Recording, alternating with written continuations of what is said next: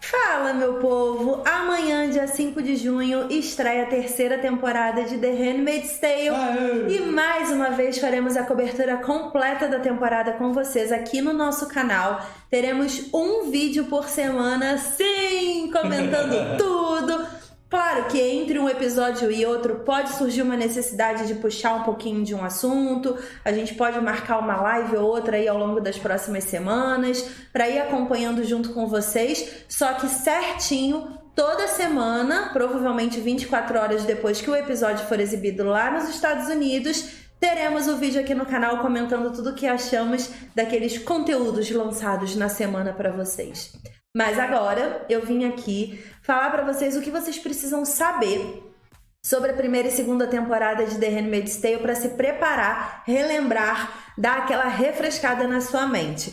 Pra quem não sabe, lá no Facebook a gente tem um clubinho The Handmaid's Tale, que é um grupo de fãs super apaixonados pela série, uma galera mega cabeça, mega educada, um ambiente super saudável, que você pode ir sem medo de ser feliz, falar tudo o que você sente, suas dores, tem cada textão a cada episódio naquele grupo que você não tá entendendo. Só tem pessoa que se dói e que tem aquelas profundidades, aquelas reflexões incríveis, ou seja, The Handmaid's Tale é uma série que mexe com o nosso coração, mexe com a nossa mente e a gente não pode ficar quieto depois de assistir um episódio dessa série maravilhosa. Lembrando que toda a cobertura da terceira temporada de The Handmaid's Tale é um oferecimento do Apoia-se e do clubinho de membros aqui do YouTube do Coxinha Nerd. Se você ainda não faz parte do nosso clubinho aqui do YouTube, o botão fica embaixo do vídeo, tá escrito Seja Membro. Você pode fazer sua associação tanto pelo computador quanto pelo celular Android. Se por acaso você tiver um celular iOS, o link para se associar tá aqui na descrição desse vídeo. É um valor fixo mensal, direto da sua conta Google, e assim você apoia o nosso canal e principalmente apoia a produção de conteúdo e o crescimento dos conteúdos para vocês aqui cada vez mais. Obrigada a todos os membros que já são aqui associados ao nosso canal, que já estão no nosso grupo do WhatsApp, enfim, uma galera super incrível, super do bem, super positiva, que curte e incentiva o nosso trabalho a crescer cada vez mais. Mas agora vamos falar de The Handmaid's Tale, que meu coração fica dando negócio. Foi anunciado na semana passada pela Paramount Plus. Para quem não sabe, a Paramount, ela é detentora dos direitos de The Handmaid's Tale aqui no Brasil, assim como o Globoplay. A primeira e a segunda temporada, se eu não me engano, já estão disponíveis na Paramount Plus. A primeira temporada está disponível no Globoplay. Tô dando todas as opções para você assistir tudo antes de talvez embarcar na terceira temporada ou fazer maratonas depois. E o Paramount Plus, que é o streaming da Paramount aqui no Brasil, anunciou que eles vão lançar a terceira temporada a partir do dia 15 de junho. Ou seja, na semana que vem, final da semana que vem, 10 dias depois da estreia da terceira temporada nos Estados Unidos. Nós não vamos seguir o lançamento da Paramount, nós vamos seguir os lançamentos dos Estados Unidos. Então amanhã estreia a terceira temporada e depois de amanhã você já deve encontrar aqui no canal o nosso vídeo comentando essa estreia da terceira temporada para vocês. E vai ser sempre assim, máximo 24 horas depois do lançamento do episódio dos Estados Unidos. Mas a galera que for esperar para assistir aqui no Brasil pela Paramount Plus vai estar 10 dias de diferença da gente e pode super acompanhar a cobertura também com um comentário de todos os episódios. Vamos lá!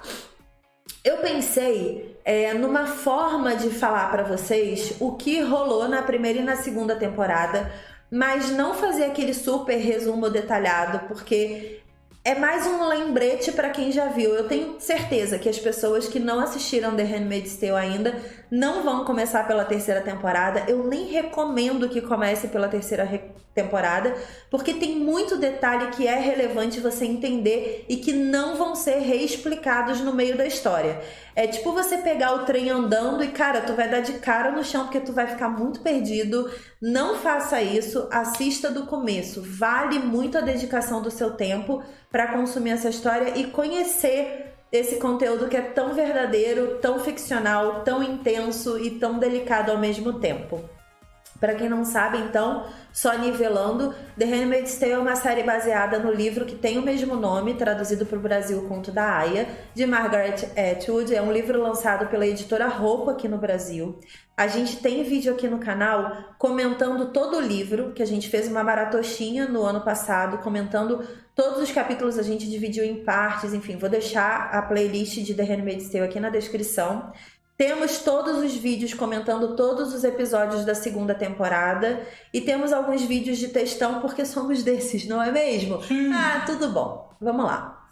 The Handmaid's Tale apresenta um universo distópico que seria quase que uma versão alternativa dos Estados Unidos, da realidade da gente. É muito próximo da realidade da gente, mesmo sendo uma série baseada no livro escrito na década de 80. Vamos lá, Margaret Atwood, uma pessoa mais vanguardista do universo. E aí a gente tem uma versão, então, dos Estados Unidos que é muito semelhante à nossa realidade. Existiu um golpe de Estado, um golpe político, um golpe econômico, que envolve um grupo religioso, na verdade é um golpe, é como se fosse uma bancada dos deputados de um partido religioso.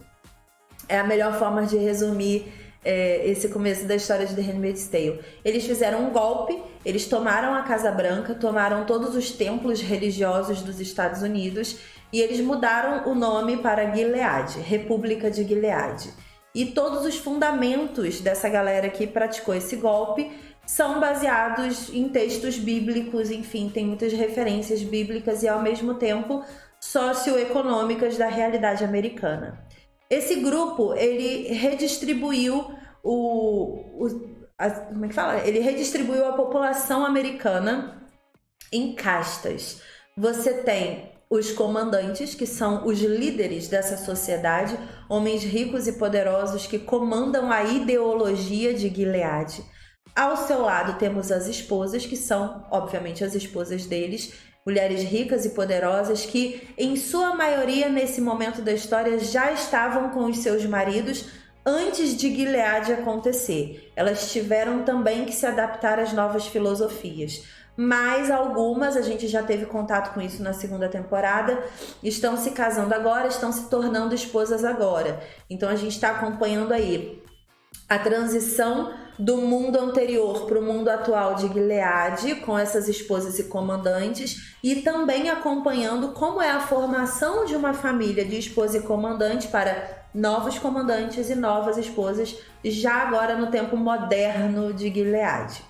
Abaixo dos comandantes e das esposas, nós temos as Martas, que são, em sua maioria, mulheres e, pelo que a série apresentou até agora, boa parte delas executavam profissões de muito respeito nos tempos anteriores. Então você tem médicas, professoras, advogadas, mulheres muito bem conceituadas na sociedade tradicional, que em Gilead foram transformadas em empregadas domésticas e ajudantes dos comandantes e das esposas. São mulheres preciosas demais por terem muito conhecimento e por serem muito inteligentes, e por isso e que não têm idade de casamento ou de procriação, nem nada disso.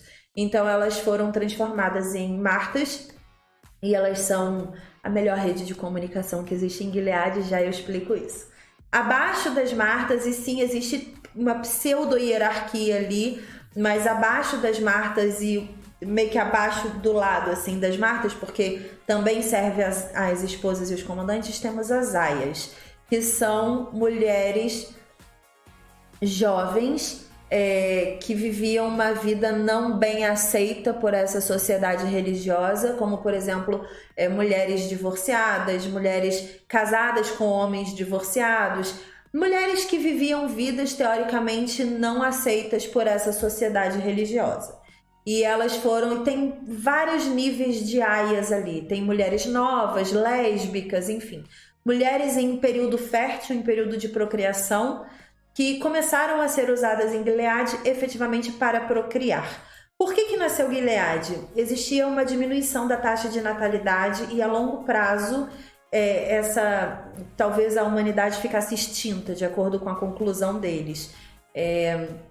Muitos culpavam as mulheres por conta das opções de vida moderna delas, a partir do momento que as mulheres começaram a trabalhar, a priorizar suas vidas individuais e independentes, elas pararam de ser procriadoras naturais, como é o que Deus manda elas fazerem, desça e procrie. E aí isso incomodava muita gente e eles acabaram reformulando a sociedade para repovoar a terra. Só que a longo prazo você vai vendo que as conclusões estavam um pouco erradas, que os homens também têm boa parte dessa responsabilidade aí na baixa taxa de natalidade, enfim, você vai desenvolvendo um pouquinho o lado científico da história aos pouquinhos, porque o importante é a sociedade de Gilead. E temos também as tias, que tem a tia Lídia, que é por isso que eu falei as Lídias, para quem não conhece. Temos as tias, que é um nível ainda de mulheres mais velhas ainda, também com profissões boas no universo anterior, né, na realidade anterior, professoras, advogadas e tudo mais. Mulheres ali mais ou menos numa idade de vó e que também não podem mais procriar e que foram chamadas para serem tipo aquelas soldadas nazistas que ficavam tomando conta do campo de concentração feminino, que são bizarras de assustadoras. E temos aí um ícone das tias, que é a tia Lídia, que é a personagem mais famosa e que eu espero que agora na terceira temporada a gente conheça um pouco mais do passado dela. Dentro do campo das aias, a gente tem a Elizabeth Moss, que interpreta a June, que é a aia chamada Offred, que é a junção de Off e o sobrenome do homem que a tem como propriedade. E ela tem uma curva de crescimento nessa história que eu já explico para vocês. Tem algumas outras aias também importantes, como a Offglen, que é a personagem da Alex Bledel, que era a nossa querida Rory de Gilmore Girls. E ela também tem uma função muito importante, tem a Janine, enfim, tem várias aias ali que a gente conhece ao longo da história e que são muito relevantes para a gente conhecer peculiaridades dessas histórias dessas mulheres. Dentro do comandante e esposas temos o casal principal, que é o Fred, que é o dono da June, e temos a Serena, que é a esposa dele, também dona da June. E eles são um casal bem tradicional, que inicialmente se respeitam e se apoiam muito, mas que ao longo da história também começam a enfrentar algumas dificuldades de relacionamento. Bom, esse é mais ou menos o ser principal de The Handmaid's Tale, o núcleo principal de The Handmaid's Tale. Ao longo da história você conhece outros personagens, como os Olhos, que são soldados. Tem muitas peculiaridades, tem as pessoas comuns, que são os trabalhadores, ou seja, famílias comuns que não são poderosas e que têm filhos e tudo mais, e que meio que fazem a base de economia de subsistência de Gilead. É uma estrutura de sociedade muito bem pensada em termos de funcionamento, mas muito mal pensada em termos de evolução. Ela não pretende ser uma sociedade evoluída, ela é muito focada no objetivo dela ali. Na primeira temporada, a gente acompanha o início da trajetória da June, quando ela chega na casa do comandante da esposa e ela começa a passar por aqueles processos de procriação, tem cerimônias, e aí você tem textos bíblicos sendo lidos que apoiam essas cerimônias e tudo mais. E você começa a ver que ela inicialmente apresenta uma rejeição àquilo tudo que está acontecendo, porque ela tem um passado, um marido, uma filha, uma história. E isso é muito recente, então você acompanha essa revolta inicial, depois você acompanha as tentativas dela de fuga e de revolução e de liberdade, depois você acompanha o mergulho dela na passividade, que quando ela vê que não dá mais para fugir daquele lugar, não tem solução, que ou ela morre ou ela vive aquela vida ali, ela decide continuar vivendo, afinal ela tem uma filha. O marido dela fugiu para o Canadá e a gente tem esses paralelos na primeira temporada também, de pessoas que fugiram para o Canadá a tempo ou de pessoas que ainda fogem durante o período de Gilead, e é bem difícil, bem como se fossem aqueles filmes Iraque, Irã, que as mulheres são presas e tentam fugir, que tem fronteiras absurdamente opressoras, é muito nessa vibe. E aí a gente vê um pouquinho também das crianças, que é a Hannah, que é a filha da June, que tá ali vivendo ainda em Gilead, E elas são quase que doutrinadas para um dia se tornarem esposas ou aias. Depende muito ali de como vai ser o destino de cada uma. Elas foram levadas até para famílias tradicionais, muitas delas, para serem adotadas e criadas ali. Enfim, tudo depende muito do que vai acontecer na trajetória. Então, na primeira temporada, a gente tem um conhecimento muito grande de Gilead e do funcionamento dessa sociedade, de como esses personagens vão se cruzar, de quais são os ímpetos pessoais e religiosos e socioeconômicos de cada um deles e tudo mais.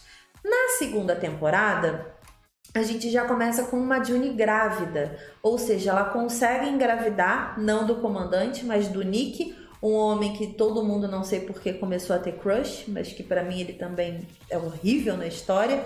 Ele é um olho, né, que está ali dentro da casa do comandante.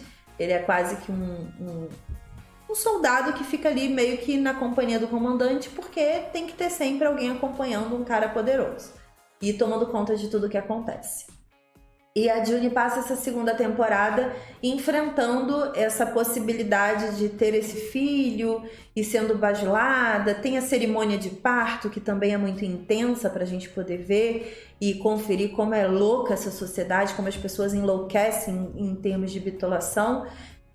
E nessa segunda temporada a gente tem um pouco mais de realismo, porque a gente vai além do livro. A gente vê, por exemplo, personagens como a Serena, que é a esposa do comandante, reagindo ao sistema, querendo falar, querendo mostrar que os seus ideais estão sendo abafados também.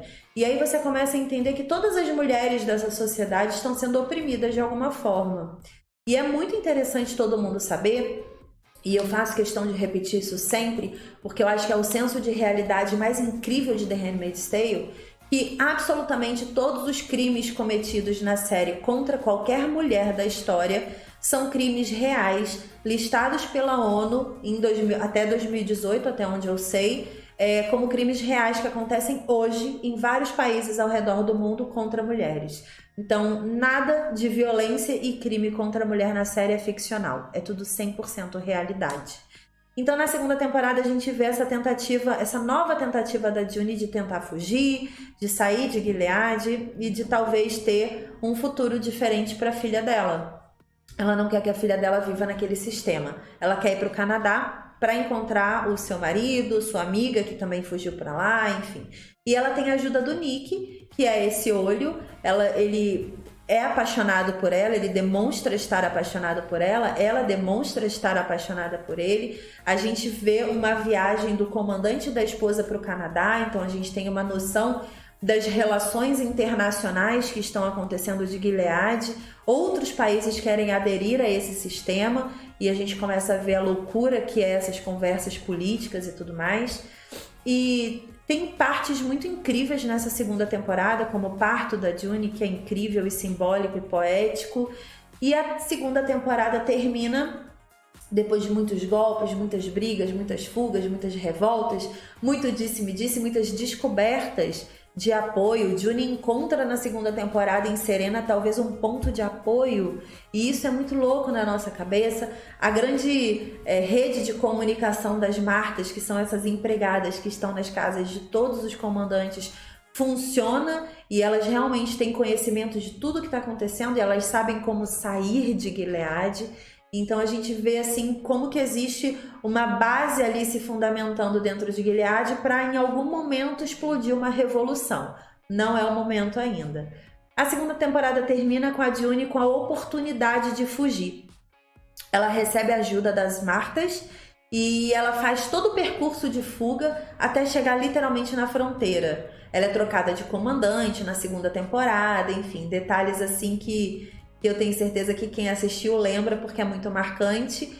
Ela é trocada de comandante e ela encontra nesse comandante, que é o cara que construiu esse sistema inteiro, uma revolta pelo sistema e pelo que se tornou, e ele também a ajuda a fugir. E ela tem a sua filha, que é a Holly, e ela pega a sua filhinha e foge para ir para o Canadá.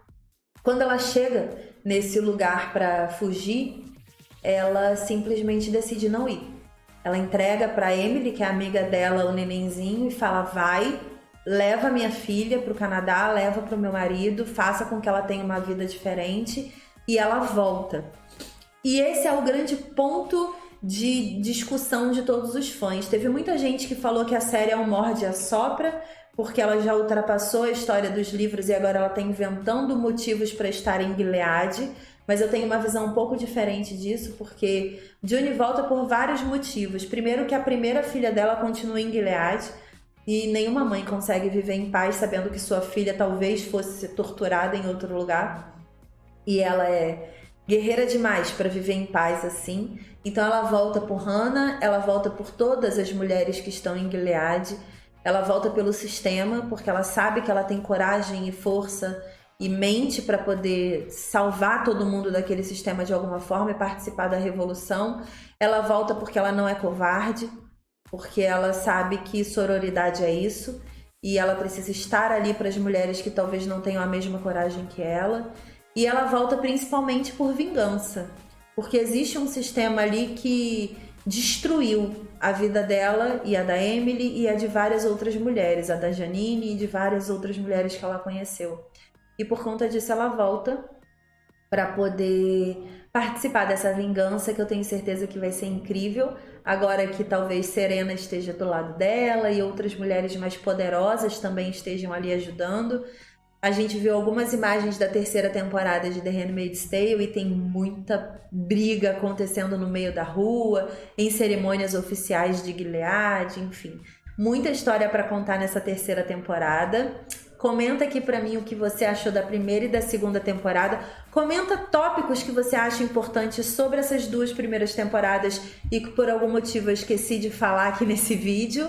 Mas amanhã estreia a terceira temporada de The Handmaid's Tale, 5 de junho. Então convido você a entrar no clubinho, link aqui na descrição do vídeo. E claro, a acompanhar a cobertura da terceira temporada junto com a gente, com comentários profundos e intensos sobre essa série que não veio de brincadeira para as nossas vidas. Ela veio para mudar mentalidades e a gente tem que ser veículo que permite essa mudança aí para toda a galera que ainda não assistiu. Comenta o que você acha de The Handmaid's Tale, se você está ansioso ou ansiosa para a estreia da terceira temporada. Obrigada por assistir esse vídeo. Pode ter sido um pouquinho longo. Foi um pouquinho longo? Sim! Foi um pouquinho longo, mas é porque é muita história para contar e eu nem contei metade dessa história. Vai assistir The Handmaid's Tale, não perca mais o seu tempo. Beijo e até a próxima. Tchau!